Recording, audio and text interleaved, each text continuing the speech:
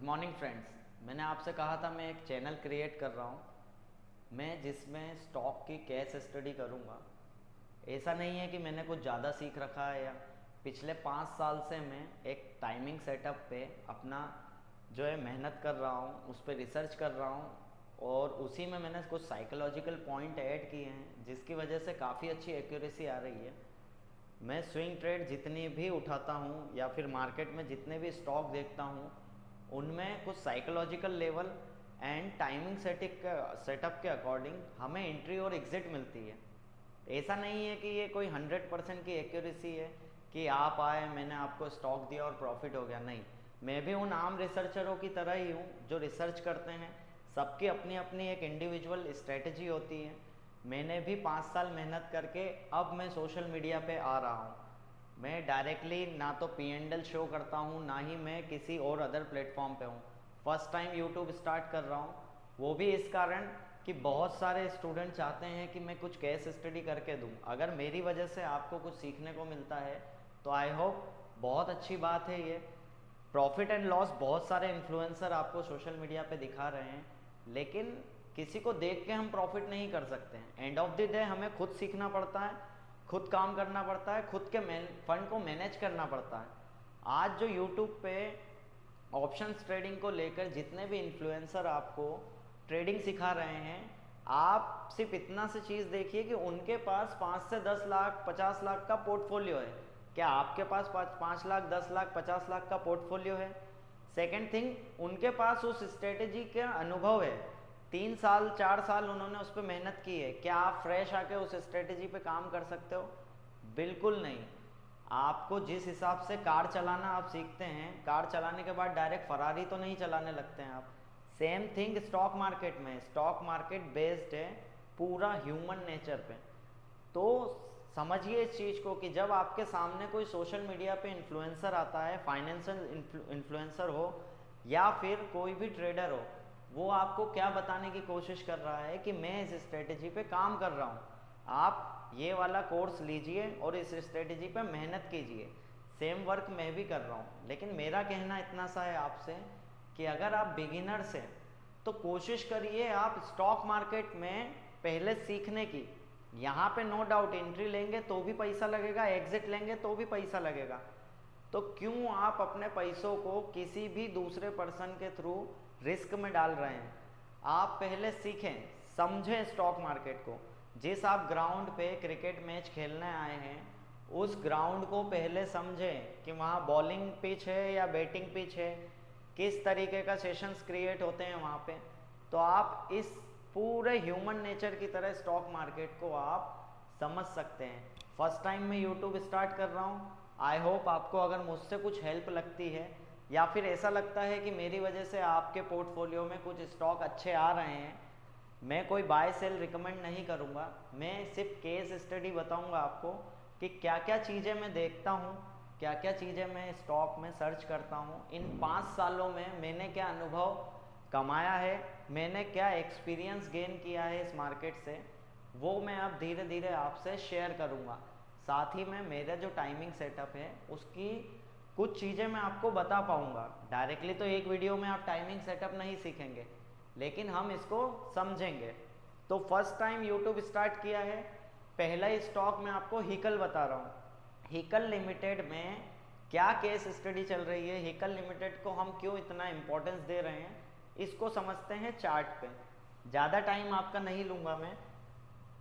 आप देखेंगे कि ये एक फार्मा स्टॉक था जिसका वीकली चार्ट है ये मेरे पास।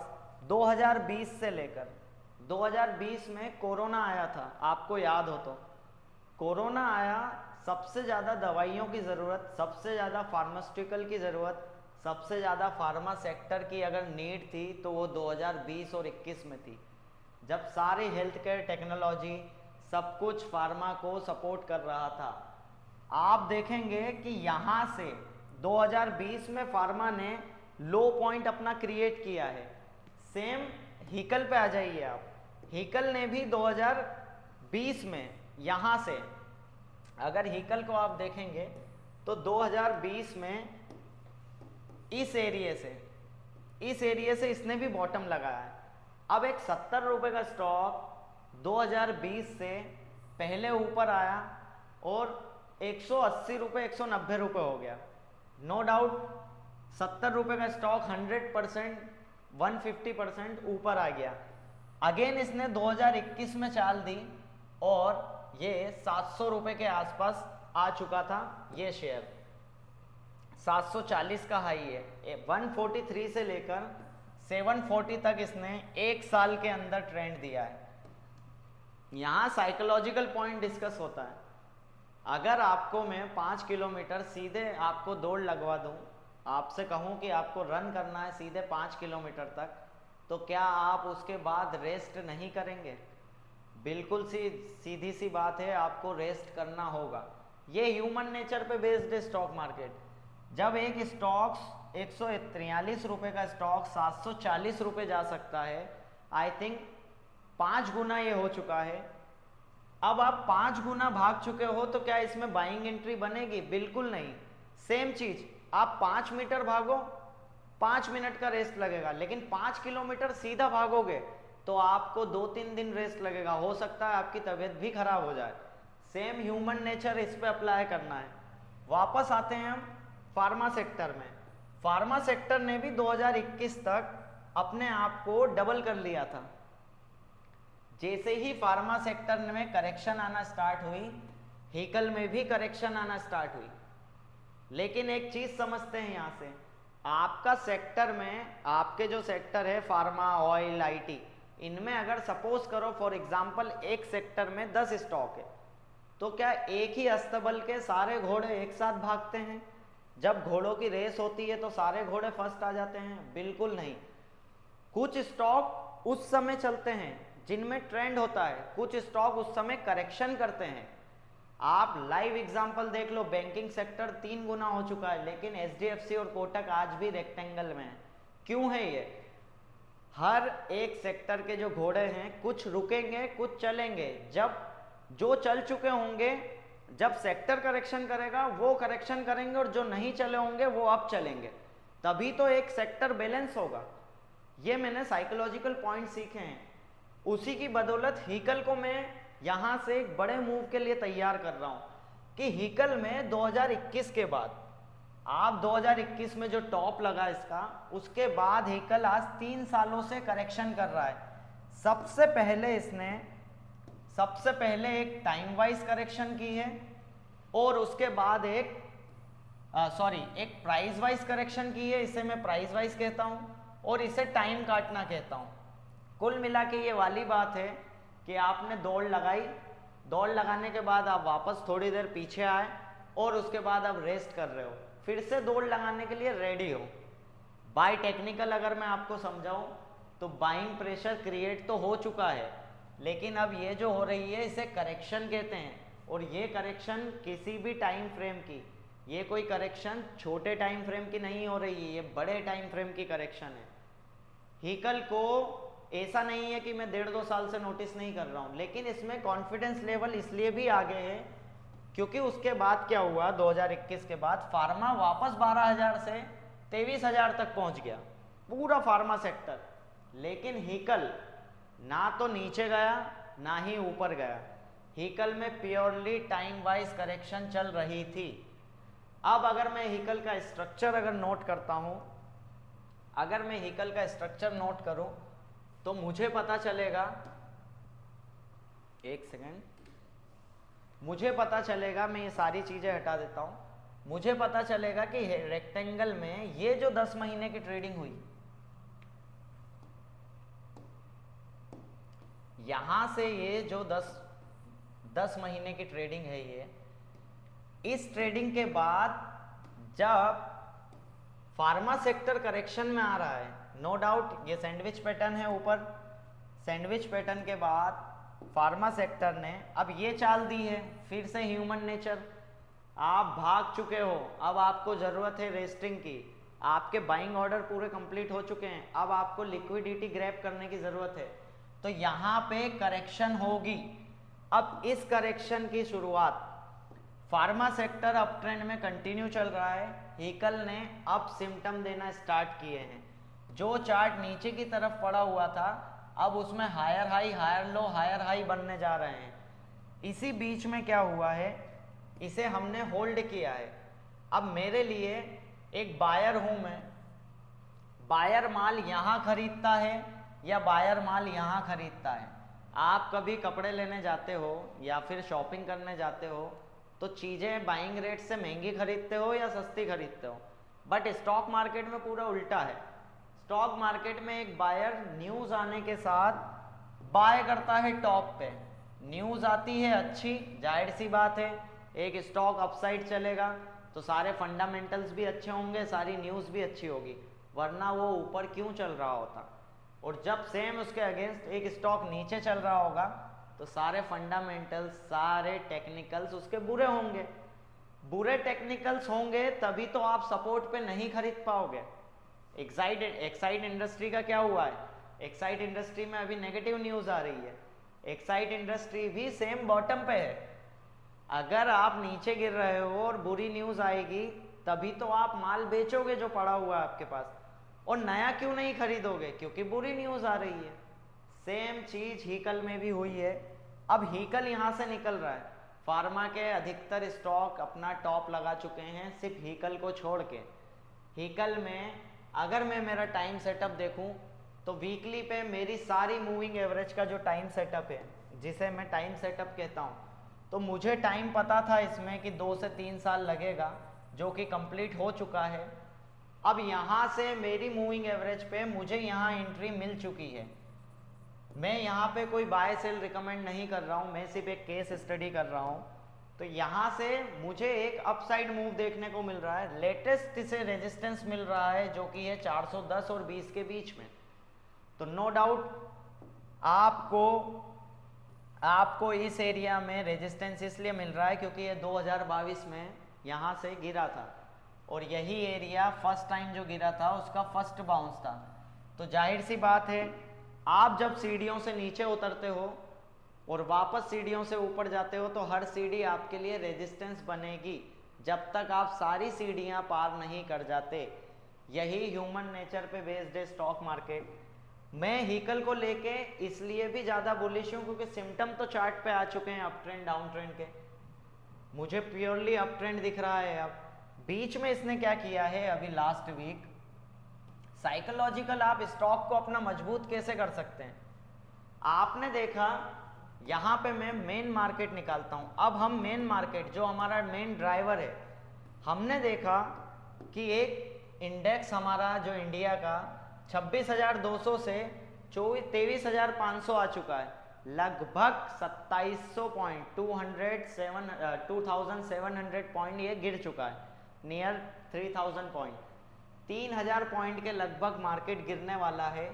लेकिन एक फार्मा का स्टॉक है जो ऊपर की दिशा में चल रहा है, सारे स्टॉक नीचे की दिशा में चल रहे हैं। जब मार्केट ऊपर चल रहा था तो भाई साहब करेक्शन कर रहे थे, जब मार्केट डाउन चल रहा है तो ये निकलने की कोशिश कर रहा है। जाहिर सी बात है ऐसे गिरते मार्केट में कोई ऐसे स्टॉक को क्यों खरीदेगा जो 3 साल से नीचे है। आप समझना है, बायर्स की सोच समझो। जो 3 साल से स्टॉक नीचे है, नीचे ही पड़ा हुआ है, फार्मा चल गया तो नहीं चला, मार्केट चला तो नहीं चला ऊपर, अब इसे कौन खरीदेगा, इसे हम खरीदेंगे। क्यों? अब इसका नेचर देखो आप कि मार्केट ने 3000 पॉइंट गिरा दिए, फार्मा करेक्शन में ये सैंडविच पैटर्न बना रहा है वीकली में, अपने पुराने लो को नहीं तोड़ रहा है और सैंडविच पैटर्न बना है। सैंडविच क्या होता है? सैंडविच एक कंटिन्यूशन पैटर्न है, जहां पे भी बनता है उसी दिशा में तेजी आती है या मंदी आती है, बुलिश या बियरिश सैंडविच। मुझे एक और प्राइम पॉइंट मिला यहाँ पे कि यहाँ से हीकल निकल सकता है, बार बार अपने सपोर्ट को ना तोड़ना, ये भी एक हीकल की बिल्कुल पावरफुल पॉइंट नज़र आ रहा है मुझे। दूसरी बात, साइकोलॉजिकल लेवल आपको मैं समझा चुका हूँ कि जब मार्केट में अच्छी अच्छी चीज़ें हो रही थी तो हीकल करेक्शन कर रहा था, अब बुरी बुरी चीज़ें हो रही है तो हीकल निकलने की कोशिश कर रहा है। यहाँ ट्रस्ट करना पड़ता है अपनी रिसर्च पर, यहाँ मजबूत होना पड़ता है साइकोलॉजिकल लेवल पर। इसीलिए निफ्टी में एक करेक्शन यहीं कहीं ख़त्म होगी, जाहिर सी बात है। मेरा टाइमिंग सेटअप कहता है डेली की 200 से मार्केट को एक बाउंस मिलेगा और इस 1000 पॉइंट में मार्केट अभी कम से कम 3 से 4 महीने रन करेगा। ये मेरा टाइमिंग सेटअप कह रहा है। अगले 6 महीने तक इसका ये हाई नहीं टूटेगा, ये मेरा टाइमिंग सेटअप कह रहा है। मेरी तरफ से कोई बाय सेल रिकमेंड नहीं है, बट व्हीकल में साइकोलॉजिकल और टेक्निकल दोनों बहुत मजबूत हैं, इसीलिए मैंने कॉन्फिडेंस रख के इसमें इन्वेस्टमेंट कर रखा है और इस स्टॉक को मैं एक अपसाइड के लिए देख रहा हूँ। इस स्टॉक में अगर एक एक रेजिस्टेंस टूटते गए तो ये स्टॉक का नेचर अब डिसाइड करते हैं। नो डाउट आपका नेचर ही आपका कैरेक्टर है, ये तो हम समझ चुके हैं। ह्यूमन नेचर पे बेस्ड है स्टॉक मार्केट। अगर मैं इसको पूरे चार्ट को देखता हूं, अगर मैं इसका पूरा इतिहास देखूं इस चार्ट का, तो इस चार्ट में आप नोटिस करेंगे जब भी इसके टारगेट आए हैं, जब भी इसने एक ट्रेंड दिया है, सीधा दिया है, उसके बाद टाइम वाइज करेक्शन, उसके बाद सीधा ट्रेंड, फिर trend correction, trend correction, trend correction, यहां से भी एक सीधा मूव आया, करेक्शन। अगर ये निकलना स्टार्ट हुआ तो इसमें स्पीड तेज आएगी, ये इसका नेचर चेंज नहीं करेगा। जिस तरीके से अगर आपने मुझे थ्रेड पे देखा होगा तो मैंने एक ग्रेनुअल्स चार्ट दिया था। ग्रेनुअल्स चार्ट का नेचर क्या है? अब आपका नेचर ही आपका कैरेक्टर है। एक 400 रुपए का स्टॉक अलग मूव करता है तो एक दूसरा 400 रुपए का स्टॉक अलग मूव करता है। ही ग्रेनुअल्स का नेचर है, जब भी चाल देगा प्योरली एक ही जगह पे रेक्टेंगल बनाएगा, टाइम वाइज करेक्शन करेगा, यही इसका नेचर है। इस नेचर से हटके ये काम नहीं कर सकता, तो हमें स्टॉक का नेचर भी देखना पड़ता है। जाहिर सी बात है, आपको कोई अगर इन्फ्लुएंसर आपको कहता है आप आओ ऑप्शन ट्रेडिंग करो, आपने कभी किसी स्टॉक का नेचर पता ही नहीं है। आपको ये नहीं पता कि एक 400 रुपये का प्रोडक्ट कैसे काम करता है, एक निफ्टी कैसे मूव करती है, बैंक निफ्टी कैसे मूव करती है, फिन निफ्टी कैसे मूव करती है। आप किसी के कहने पे आके अपना पैसा लगा दोगे तो जाहिर सी बात है नुकसान होगा। इसलिए मैं बाय सेल रिकमेंड नहीं करता, मैं आपको केस स्टडी बता रहा हूँ। 2019 से 2024 तक खूब लर्निंग की, अब मैं आया हूँ सोशल मीडिया पे और मैं आपको मेरा एक्सपीरियंस शेयर कर रहा हूँ। मैं ज़्यादा कुछ एडवांस थ्योरी नहीं लगाता हूँ, मैं सिंपल रिसर्च करता हूँ, ट्रेंड के अकॉर्डिंग काम करता हूँ, जिधर हवा चलती है उधर ही पतंग उड़ाता हूँ। लेकिन बस साइकोलॉजिकल लेवल हमें बहुत मजबूत रखना पड़ता है। हमें ये समझना पड़ता है कि एक चौराहे पे अगर 4 कपड़ों की दुकान है तो चारों की दुकान में अर्निंग और एक्सपेंसेस एक जैसे नहीं होंगे। तो डिपेंड करता है उस स्टॉक की परफॉर्मेंस पे, डिपेंड करता है स्टॉक के नेचर पे, डिपेंड करता है स्टॉक की करेक्शन किस साइज की और किस टाइम फ्रेम पे हो रही है। व्हीकल में बस इतना ही है। अगर मैं इसमें रिट्रेसमेंट लगाऊं, जो कि मेरा फेवरेट टूल है, तो रिट्रेसमेंट अगर मैं लगा के देखता हूं तो मेरी जो करेक्शन हो रही है, एक ट्रेंड जब 78 को नीचे नहीं काट पाता है तो डाउन ट्रेंड क्रिएट नहीं होता है, ना ही अप ट्रेंड कमजोर होता है। तो 78 पे प्योरली संभाल रखा है किसने? व्हीकल लिमिटेड ने। साइकोलॉजिकल मैंने आपको समझा दिया ये stock. I am already in profit में चल रहे हैं हम, लेकिन ये अगर 420 को काट जाता है तो हमें इसके बाद इसमें एक नया कैरेक्टर देखने को मिलेगा जो कि अपसाइड में हो सकता है। तो ये है मेरी पूरी केस स्टडी व्हीकल को लेकर और सेक्टर को लेकर, दोनों को कंबाइन करके। ऐसा नहीं है कि मैं 4 दिन पहले आया और व्हीकल को ले लिया मैंने, इस पे मैं 2022 से नज़र रख रहा हूँ। ऐसे बहुत सारे स्टॉक हैं जो मेरी लिस्ट में हैं, जिनको मैं 2-2 साल से नोटिस कर रहा हूँ, क्योंकि मैं जानता हूँ एक सेक्टर में अगर 10 स्टॉक है तो सेक्टर चलने का मतलब ये नहीं कि वो 10 स्टॉक ही ऊपर आ जाएंगे। अगर ऐसा होता तो बैंकिंग में फिर कोटक बैंक और HDFC बैंक 3-3 साल से एक ही रेंज में क्यों खड़े हैं? सारी बैंकिंग ऊपर है तो वही क्यों खड़े हुए हैं? डिपेंड करता है स्टॉक के परफॉर्मेंस पर। तो आप लोगों के लिए व्हीकल में मैंने क्या क्या देखा, ये पूरी चीज़ें मैं आपको बता चुका हूँ। अब वीक में मैं आपके लिए 2 से 3 वीडियो ऐसे लाऊंगा, 2 वीडियो जिन पे कुछ स्टॉकों की रिसर्च होगी आपको ह्यूमन नेचर से सिखाऊंगा कि एक इंसान जैसे वर्क करता है वैसे ही स्टॉक मार्केट वर्क करता है। जब भी इंट्राडे में तेज मूवमेंट आता है तो आप एंट्री लेते हो, नुकसान हो जाता है।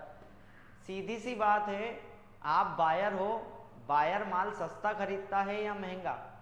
जब स्टॉक नीचे गिर रहा होता है तब तो कोई बाय नहीं करता, लेकिन जब ऊपर आता है तो अच्छी अच्छी न्यूज़ आती है। आप इस चीज़ को समझो कि जो स्मार्ट पर्सन नीचे बैठा होता है जिसने बाय कर रखा है, तो उसने अगर मान लो 1000 करोड़ की बाइंग कर रखी है किसी स्टॉक में, फॉर एग्जाम्पल 1000 करोड़ की बाइंग कर रखी है, तो उसे यहाँ माल बेचना है। अब बेचने के लिए तभी बेच पाएगा ना वो माल जब आप खरीदार होंगे उसके सामने, तभी तो न्यूज़ आती है स्टॉक की। स्टॉक की न्यूज़ क्यों आती है? खरीदने के लिए नहीं आती है, वो उस स्मार्ट पर्सन माहौल बना के देता है आपको। आप माहौल में आते हो, खरीदते हो, उसके 1000 करोड़ के बाइंग ऑर्डर यहाँ एग्जीक्यूट होते हैं, धीरे धीरे वो अपना माल पूरा चिपकाता है आपको, और स्टॉक करेक्शन करके 6-8 महीने खड़ा हो जाता है। मैं आपसे कह रहा हूं बस सिंपल सा वर्क करना है हमें, हर स्टॉक को नीचे खरीदना है। समझे आप? हर स्टॉक को नीचे खरीदना है, महंगा मत खरीदो।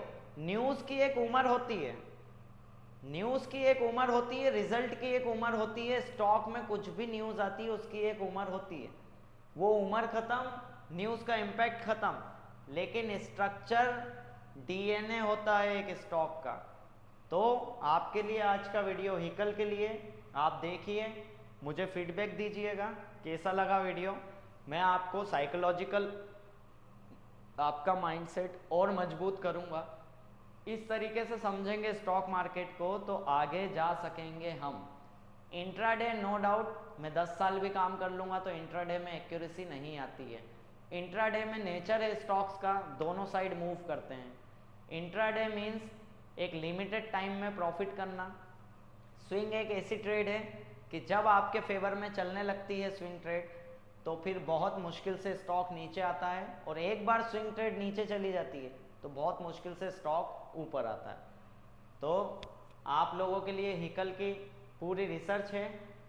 Thank you so much. अगर आपको अच्छा लगता है वीडियो तो आप मुझे फीडबैक दे सकते हैं, कमेंट कर सकते हैं। आई होप आपका साथ रहेगा तो और अच्छी केस स्टडी करेंगे, अच्छे अच्छे स्टॉक हम ऐड करेंगे। Thank you so much.